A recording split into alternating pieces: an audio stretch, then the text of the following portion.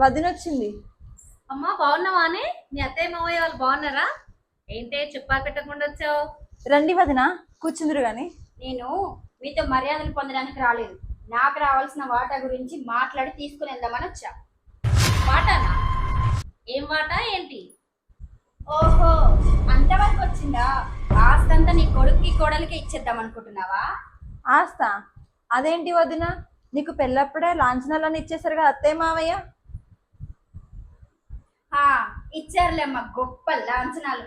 కరివేపాకంత లాంఛనాలు నాకు ఇచ్చి అరిటాకంత ఆస్తంతా మీరు నాకేలని చూస్తున్నారా? అదేంటమ్మా అట్లా మాట్లాడతావు? అయినా నీకు ఇవ్వడానికి ఇప్పుడు మా దగ్గర ఏముందని? అదేంటమ్మా ఏముందని అంటావేంటి? ఈ ఇల్లుందిగా, దీన్ని నమ్మేసి దీంట్లో సగం డబ్బు నాకు ఇవ్వండి, లేదా మీరే ఉంటానంటే మీరుండే పోర్షన్ వరకు రెంట్ ఇవ్వండి. ఏంటమ్మా, మా ఇంటికి మేము రెంట్ కట్టాలా?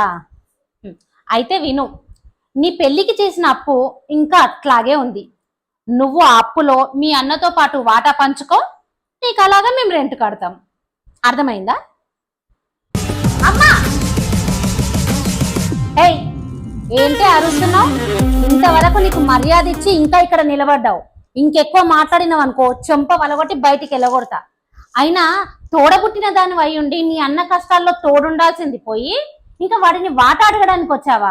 ఛీ, సిగ్గుండాలే కొంచెమైనా నీకు. మీ నాన్న తర్వాత ఈ ఇంటి బరువు బాధ్యతలు అన్ని వాడే మోస్తున్నాడే. నీకు అట్లాంటిని పట్టుకొని వాటాలు అడగడానికి నీ నోరేలా వచ్చిందమ్మా? వదిన, నీకు రావాల్సిన దానికన్నా ఎక్కువే ఇచ్చాము.